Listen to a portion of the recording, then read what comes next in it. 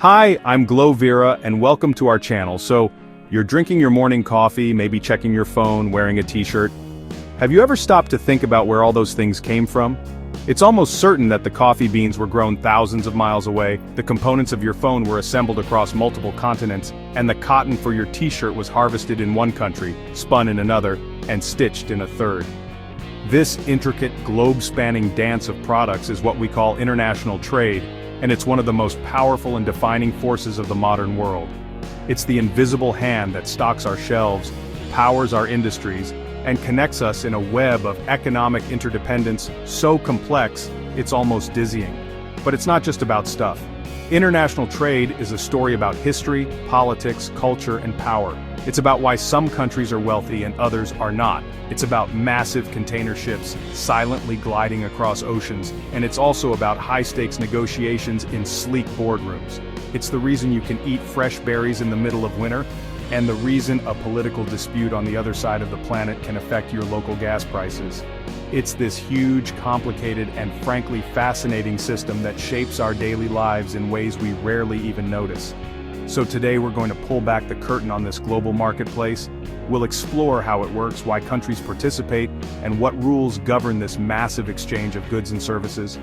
We'll look at everything from the basic principles that drive trade to the intricate policies that regulate it. By the end of this, you'll see that international trade isn't just a dry economic concept, it's a living, breathing system that connects every single one of us. It's the story of our interconnected world, and it's a story worth understanding. Let's get started. At its very heart, international trade is simply the act of buying and selling things across national borders. Think of it like a neighborhood potluck but on a planetary scale. One country brings its specialty dish, say, high-tech electronics, while another brings what it's best at making, like agricultural products. This happens because no single country has all the resources or skills to produce everything its citizens want or need. The climate in Canada isn't exactly ideal for growing bananas, but Canada is really good at producing lumber and maple syrup. Meanwhile, Ecuador has the perfect tropical climate for bananas but might need Canadian lumber to build houses. So they trade. Ecuador imports lumber from Canada, and Canada imports bananas from Ecuador. This is the fundamental engine of international trade, countries importing what they lack or can't produce efficiently, and exporting what they have in abundance or can make better and cheaper than anyone else.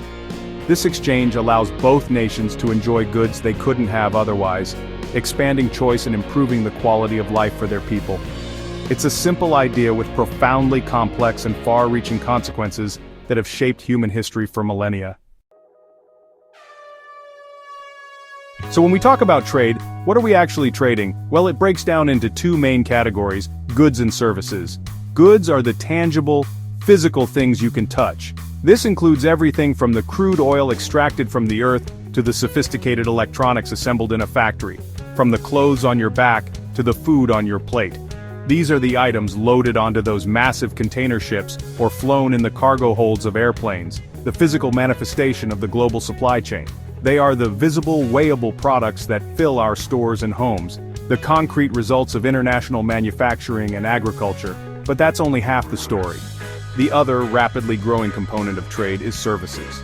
Services are intangible. You can't hold them in your hand, but they are incredibly valuable. When you go on vacation to another country, you're importing a tourism service. When a company in the United States hires a call center in the Philippines, that's a trade in services. This category also includes things like international banking, where money is managed across borders, consulting, where expertise is shared, and entertainment, like when a Hollywood movie is shown in cinemas worldwide. This exchange of both goods and services creates a vast global supermarket, broadening consumer choice and, critically, driving innovation as companies compete on a global stage. Now, this global marketplace has a complication that your local supermarket doesn't: different money. If a company in Japan wants to buy iron ore from Australia, it can't just pay in Japanese yen, because the Australian mining company needs Australian dollars to pay its workers and suppliers. This is where currency exchange comes in. International trade requires a constant conversion of one country's currency into another's. This happens in the foreign exchange market, or Forex, a massive, decentralized global market where currencies are traded 24 hours a day. It is the largest financial market in the world, dwarfing stock markets. The value of one currency relative to another is called the exchange rate, and it is constantly fluctuating. These fluctuations have a huge impact on trade. For instance, if the US dollar becomes stronger against the euro, it means $1 can buy more euros. For Americans, European goods become cheaper, which is great for importers and consumers. But for European buyers, American goods become more expensive, which is bad for US exporters trying to sell their products in Europe. These shifting rates directly affect the price of goods, the profitability of trades, and the economic strategies of entire nations, making the forex market a critical, if often volatile, component of global commerce. So, why do countries bother with all this complexity of shipping and currency exchange? Why doesn't every country just try to be self-sufficient? The answer lies in a foundational economic principle known as comparative advantage, first articulated by the economist David Ricardo in the early 19th century. The idea is that countries should specialize in producing the goods and services that they can make most efficiently and at a lower opportunity cost than other countries. Opportunity cost is the key here. It's what you give up to produce something else. Even if a country could produce everything, it should really focus on what it's best at producing.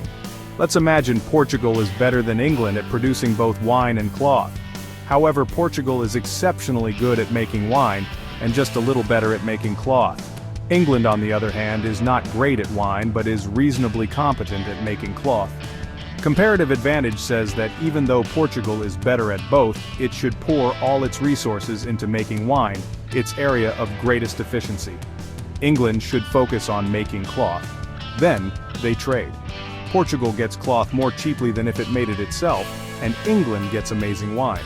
By specializing, both countries end up with more of both goods.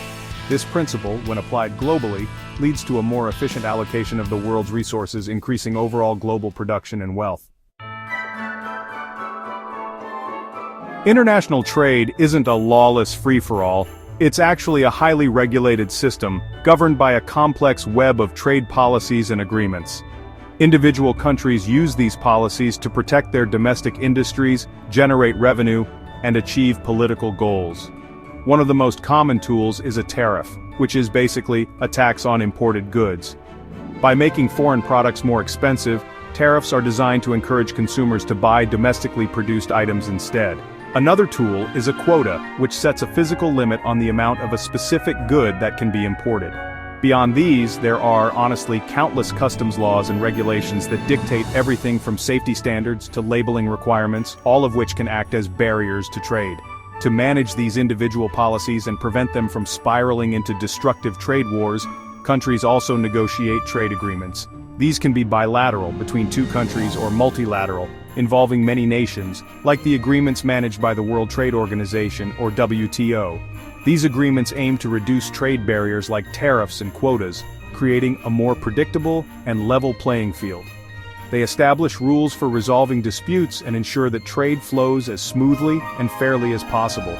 These policies and agreements are the rules of the road for the global economy, constantly being debated and renegotiated as countries try to balance the benefits of free trade with their own national interests. One of the most profound consequences of all this trade is that it weaves nations together into a tight web of economic interdependence. When countries rely on each other for essential goods, resources, and markets for their exports, their economic fates become linked. This interdependence can be a powerful force for peace and cooperation. Nations that trade extensively with each other are often less likely to go to war, as the economic fallout would be devastating for both sides. It creates shared interests and encourages diplomatic solutions to conflicts, fostering a sense of a global community bound by mutual economic benefit. However, this interconnectedness is a double-edged sword. It also means that economic shocks in one part of the world can rapidly spread to others. A financial crisis in one major economy, like the 2008 crisis in the United States, can trigger a global recession. A disruption in a single key manufacturing hub, as we saw with supply chains during the COVID-19 pandemic, can lead to shortages and price hikes thousands of miles away. A spike in oil prices in the Middle East can increase transportation costs for everyone, leading to global inflation. This interdependence means that while we all share in the prosperity of a smoothly running global economy, we also share in its risks and vulnerabilities. Finally, it's crucial to understand that international trade does not happen in a vacuum. It is deeply influenced by the shifting winds of political and economic factors. Political relationships between countries are a huge determinant of trade flows. A strong political alliance can lead to a preferential trade agreement, boosting commerce between the two nations. Conversely, political hostility can lead to sanctions or embargoes, where trade is deliberately restricted or cut off entirely as a tool of foreign policy. These decisions are often driven by geopolitics, human rights concerns, or national security issues, demonstrating that trade is as much about power and politics as it is about economics. Beyond direct political actions, trade is also highly sensitive to a wide range of other factors. Natural disasters like earthquakes or hurricanes can wipe out production capacity and disrupt shipping routes overnight. Economic trends such as a global recession can depress consumer demand worldwide, causing trade volumes to plummet. Technological advancements can create entirely new industries and render old ones obsolete, redrawing the map of comparative advantage. All these elements, politics, disasters, economic cycles, and innovation, create a dynamic and often unpredictable environment, highlighting the incredible complexity and sensitivity of the global trading system. So, from the simple exchange of bananas for lumber to the mind-boggling complexity of currency markets and geopolitical strategy, we've seen that international trade is far more than just numbers on a ledger. It is the circulatory system of our globalized world, pumping goods, services, and capital across borders, nourishing economies and connecting cultures. It's a system built on the elegant principle of comparative advantage, yet navigated through a dense fog of regulations, political maneuvering, and unpredictable global events. It creates immense wealth and opportunity, lifting millions out of poverty and giving us access to a world of products. But we've also seen that this interconnectedness comes with inherent risks. The same web that binds us in shared prosperity can also transmit economic pain with frightening speed. The benefits of trade are not always distributed equally, and the push and pull between free trade and protectionism is a constant source of debate and tension within and between nations. Understanding this system is not just an academic exercise, it's essential for being an informed global citizen. The choices our leaders make about tariffs, trade agreements, and international relations have real, tangible effects on our jobs, the prices we pay, and the opportunities available to us. The next time you pick up a product and see "made in another country" on the label, take a moment to appreciate the incredible journey it took to get to you. Think of the ships, the currencies, the agreements, and the countless human hands that were part of its story. You are holding a tiny piece of our vast, complicated, and deeply interconnected global economy. It's a system that we all participate in and are all shaped by every single day. Thanks for watching.